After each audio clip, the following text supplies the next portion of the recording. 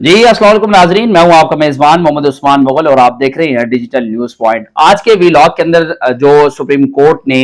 अरशद शरीफ कत्ल केस के हवाले से आज खुद नोटिस लिया, उसकी आज दूसरी समाअत थी, उसके हवाले से आज के वीलॉग में बात करेंगे और ये भी बात करेंगे जो फैक्ट फाइंडिंग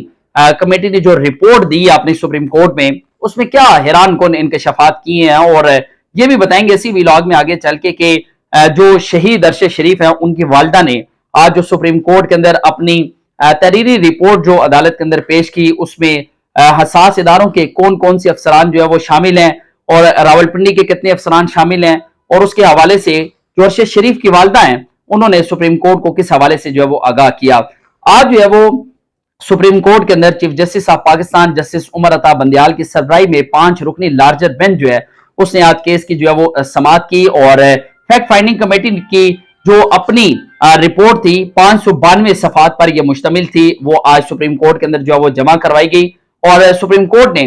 गुज़श्ता रोज अरशद शरीफ के हवाले से जो है वो आज खुद नोटिस लिया था और उसके हुक्म पर अरशद शरीफ की FIR जो है वो बिलाखिर गुज़श्ता रोज जो है वो दर्ज की गई। FIR इस्लामाबाद के थाना रमना में जो है वो दर्ज की गई, जिसे कत्ल की दिफात के तहत ये मुकदमा जो है वो दर्ज किया गया और इस मुकदमे में 3 अफराद थे, जिनमें खुर्रम अहमद, वकार अहमद और अफजाल अहमद, इन 3 मुल्जमान को जो है वो नामजद किया गया। लेकिन हैरान कुन तौर पर बात यह भी है कि मुकदमे में जो अरशद शरीफ के लवाहिकीन है उनका किसी जगह कोई जिक्र मौजूद नहीं है, क्योंकि पुलिस ने यह मुकदमा जो है वो अपनी मुद्दईयत के अंदर दर्ज किया और इस मुकदमे के जो मुद्दई हैं वो SHO थाना रमना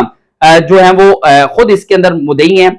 रशीद अहमद हैं, जिनकी मुद्दईयत में यह मुकदमा जो है वो दर्ज किया गया है। लेकिन दूसरी जानिब सुप्रीम कोर्ट के अंदर जो अरशद शरीफ हैं उनके कत्ल के हवाले से जो फैक्ट फाइंडिंग रिपोर्ट पेश की गई 592 सफात पर मुश्तमिल, वो DGIB और DGFIA के दस्तखत जो है वो उस रिपोर्ट के ऊपर मौजूद हैं। रिपोर्ट में यह इंकशाफ भी किया गया है कि अरशद शरीफ को 20 जून साल 2022 को UAE का वीजा जो है उसका इजरा किया गया और वीजा 18 अगस्त साल 2022 तक के लिए जो है वो था। और इस तरह अरशद शरीफ किनिया गए तो उनके वीजे में मजीद जो है वो 20 रोज बाकी थे और उसके बाद नए वीजे के लिए उन्होंने 12 अक्टूबर साल 2022 को दोबारा रुजू किया और उनकी जो दोबारा नए वीजे के लिए जो दरख्वास्त थी उसे जो है वो रद्द किया गया। और मजीद रिपोर्ट के अंदर यह भी बताया गया कि अरशद शरीफ के सीने में लगने वाली जो गोली थी, जो फायरिंग पैटर्न है जो बताया गया है कीनिया पुलिस की जानिब से कि किस तरह उन पर जो वो गोलियां बरसाई गई, वो उस पैटर्न से जो वो मैच नहीं किया गया। और यह भी बताया गया कि एक गोली जो कमर के ऊपर वाले हिस्से में लगी और दूसरी गोली जो गर्दन से तकरीबन 5 से 8 इंच नीचे लगी, जो सीने की बाईं जानिब जो है वो बाहर निकली। और इस तरह इस जख्म से यह अखज़ करना बहुत ही मुश्किल है कि अरशद शरीफ को कितने करीब या कितने दूर से ये गोली जो है वो मारी गई। और जो गोली अरशद शरीफ के सीने में या उनके सर में, जो पीठ की जानिब से सीने में ये गोली लगी थी, और अगर इस तरह देखा जाए तो ये गोली जो गाड़ी की जो सीट्स हैं उसके मुताबिक ये गोली नहीं थी, क्योंकि अगर उस तरह अगर फायरिंग रेंज में ये पुलिस की जानिब से ये फायरिंग की जाती तो ये गोली गाड़ी की जो सीट्स थी उसके अंदर भी इसके निशानात जो वो मौजूद होने चाहिए थे। जो रिपोर्ट थी उसमें मजीद यह भी इंकशाफ किया गया है कि जो गेस्ट हाउस था उसमें 2 माह 3 दिन ये क्याम किया गया। और रिपोर्ट में यह भी इंकशाफ किया गया कि वकार अहमद ने कीनिया में नेशनल इंटेलिजेंस जो अफसरान थे उनसे इनके करीबी ताल्लुकात भी थे और जो अरशद शरीफ है उनका आईफोन, आईपैड और दीगर जो उनके जेर इस्तेमाल जो चीजें थी वो इन्होंने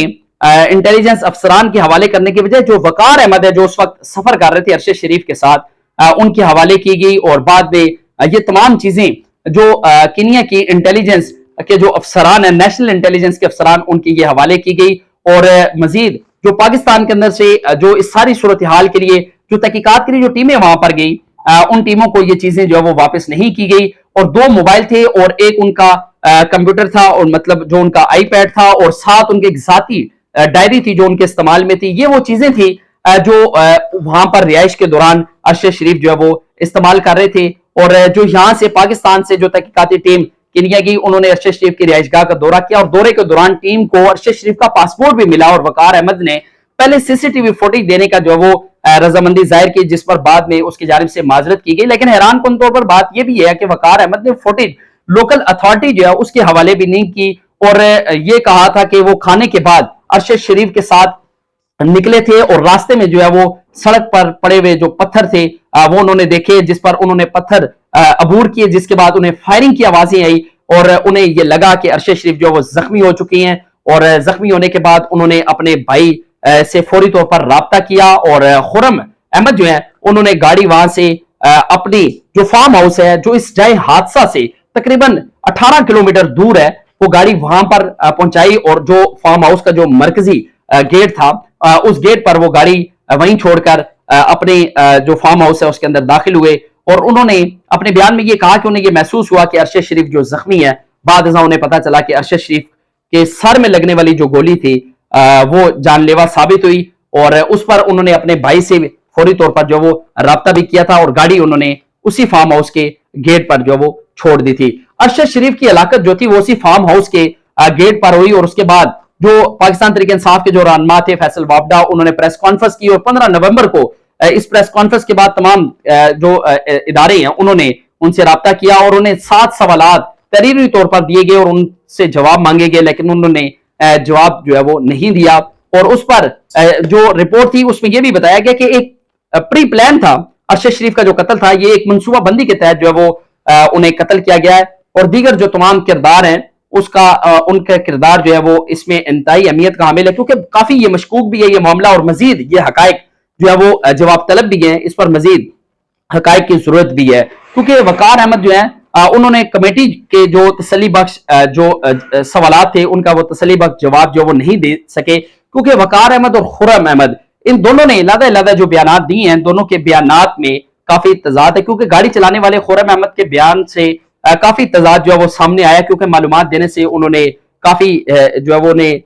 हिचकिचाहट जो वो महसूस हुई। अरशद शरीफ को पाकिस्तान छोड़ने पर मजबूर किसने किया, ये सवाल अब भी अपनी जगह मौजूद है। अरशद शरीफ की जो वालिदा हैं उन्होंने अपनी रिपोर्ट जो सुप्रीम कोर्ट के अंदर जमा करवाई है उसमें हसास इदारे के जिनमें रावलपिंडी के भी 2 अफसरान शामिल है, 6 अफसरान के नाम उन्होंने लिए हैं और उसमें एक ऐसा अफसर भी मौजूद है जिसे अभी गुज़श्ता माह 29 नवंबर को अपने ओहदे से जो है वो उन्होंने रिटायरमेंट ली और अरशद शरीफ को 23 अक्टूबर को केनिया का जो शहर था नैरोबी वहां पर जो गलत शनाख्त थी उस पर फायरिंग करके जो है वो कत्ल किया गया, जिसके बाद गुज़श्ता रोज सुप्रीम कोर्ट ने अरशद शरीफ के कत्ल के मामले पर जो खुद नोटिस है वो लिया और उस पर तमाम कानून नाफिज करने वाले जो इदारे थे उनको नोटिस जो है वो जारी किए गए हैं। सेक्रेटरी दाखिला को नोटिस जारी किया गया है, सेक्रेटरी खारजा को नोटिस जारी किया गया था और उसके साथ साथ DGFIA